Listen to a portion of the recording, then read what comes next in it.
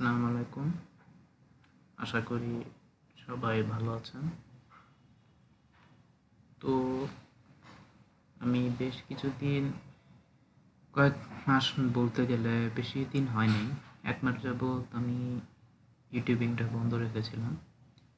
এখানে বেশ কিছু কারণ আছে, টাইম ম্যানেজমেন্ট, পাশাপাশি আমার আরও কিছু কাজের জন্য, যার জন্য আমি ইউটিউবিং থেকে একটু ইররেগুলার হয়ে গেছিলাম। তো আজকে থেকে আমি চেষ্টা করব যে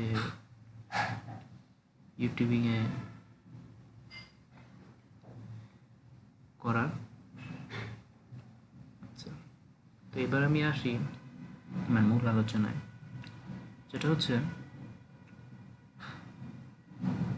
আপনারা দেখেছেন যে আমি কম্পিউটারে বিভিন্ন কাজগুলি দেখিয়েছি, MS word, MS excel, MS power point, এমনকি ফ্রিল্যান্সিংয়ের যে সেক্টরগুলি আছে সেগুলো সম্পর্কেও একটা ধারণা দিয়েছি। তো আজকে আপনাদের সামনে আমি আজকে ফ্রিল্যান্সিংয়ে একটা জিনিস আমি আলোচনা করতে যাচ্ছি, যেটার নাম হচ্ছে ডিজিটাল মার্কেটিং। তো এখন আমি বলি, আপনারা দেখেছেন যে আমি কিছুদিন ইউটিউবিং আমি করেছি, দেখলেন প্রোগ্রামিং, এর ভিতর HTML, cascade style sheet, java script, PSP মূলত এই পর্যন্ত ছিল প্রোগ্রামিংগুলো। তো এরপরে আমি ইরেগুলার হয়ে যাই। তো প্রোগ্রামিং আমি আবারও দেখাবো, এটাও ফ্রিল্যান্সিংয়ের একটা অংশ, এটার উপরে। তো আমি আজকে এখন ডিজিটাল মার্কেটিং দিয়ে শুরু করতে যাচ্ছি। ডিজিটাল মার্কেটিংটা কি? ফেসবুক, ইউটিউব, টুইটার, ইনস্টাগ্রাম এগুলোর মাধ্যমে যে ইনকামটা করা যায় সেটাই হচ্ছে ডিজিটাল মার্কেটিং। এখন আমার জন্য ডিজিটাল মার্কেটিং কেন করবে? দেখেন, এটা একটা ক্যারিয়ার সেমিনার। তো আমরা আজকে আলোচনা করি, দেখেন এটা হচ্ছে সর্বপ্রথম একটা মুদ্রা, ঠিক আছে? তো তখন পয়সা এই টাইপের ছিল। এরপরে দেখেন ধীরে ধীরে যত যুগ পরিবর্তন হয়েছে, পয়সাও কিন্তু ঠিক এরূপ রূপ পরিবর্তন হয়েছে। এরপরে দেখেন আসলো গোল্ডেন কয়েন, এরপরে আসলো সিলভার কয়েন। তো এখন কথা হচ্ছে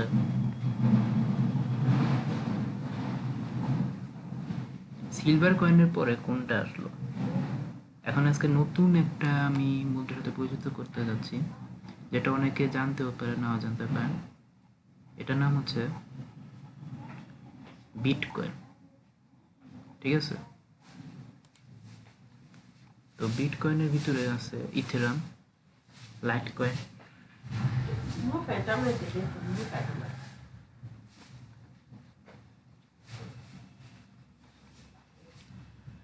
ইথেরাম, রিপেল, বিটকয়েন। এখন এটা হচ্ছে রিপেল, ইথেরাম আর বিটকয়েন, ঠিক আছে?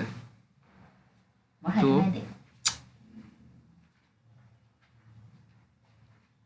এখন আমরা জানবো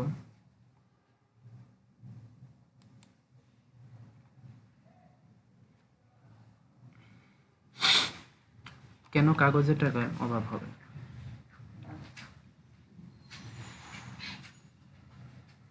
দেখেন, কাগজের টাকা না থাকলে তখন কিভাবে ইনকাম করবে? এটা হচ্ছে freelance marketing, affiliate marketing, entrepreneur, তিনভাবে করতে হবে। আর এটা কিন্তু ডিজিটাল মার্কেটিংয়ের ভিতরেই আছে, ঠিক আছে? এরপর দেখেন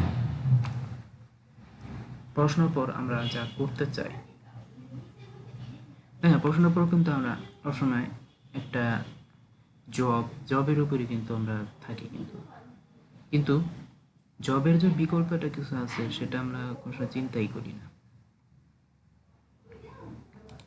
এখন ডিজিটাল মার্কেটিংটা কি সেটা আমি একবার আলোচনা করছি।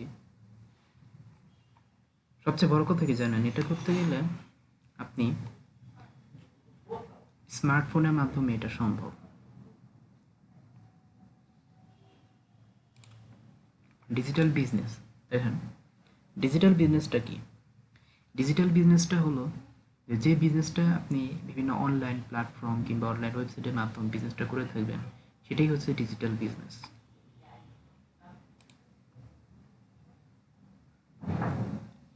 দেখেন এটা হচ্ছে একটা ডিজিটাল বিজনেসের কয়েকটা step. Step 1, step 2, step 3, step 4, step 5, step 6। ঠিক আছে? তো এখন দেখেন ডিজিটাল লার্নিং। ডিজিটাল লার্নিংটা কি?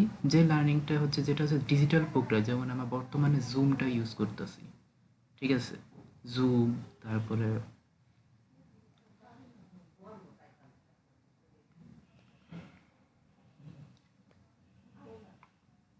গুগল ক্লাসরুম, ঠিক আছে?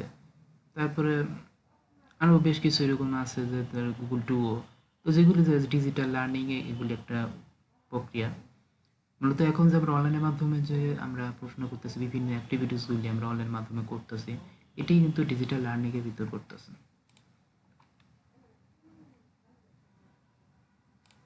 Digital banking. ডিজিটাল ব্যাংকিংটা কি? ডিজিটাল ব্যাংকিংটা হচ্ছে যে ব্যাংকিংটা হচ্ছে আপনাকে কোনো ব্যাংকে যেতে হবে না, টাকাটা আপনি অনলাইনে দিয়ে দিচ্ছেন। অনলাইনে যেয়ে অনলাইনে ব্যাংকিং প্রক্রিয়ায় টাকাটা জমা হচ্ছে। ঠিক আছে? অর্থাৎ অনলাইন ব্যাংকিং সিস্টেম বলতে পারেন। ঠিক আছে? আপনাকে যেতে হচ্ছে না, আবার টাকা ওঠার জন্য ওখানে আপনি সরাসরি অনলাইনের মাধ্যমে আনা নেওয়া করতে পারবেন। আচ্ছা, দেখেন অনলাইনে টাকা তোলার কিছু মাধ্যম আছে। এর ভিতরে আছে পাই,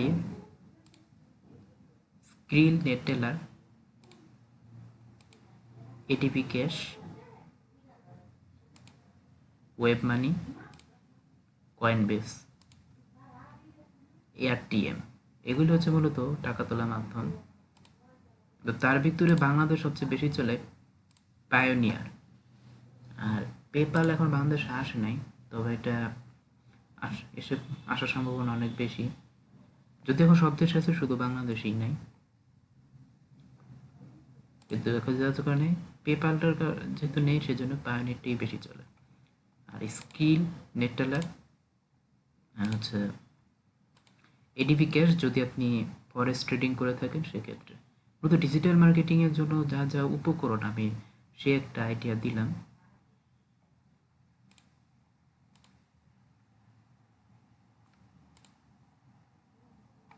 তো ঠিক আছে, আজকে এ পর্যন্তই।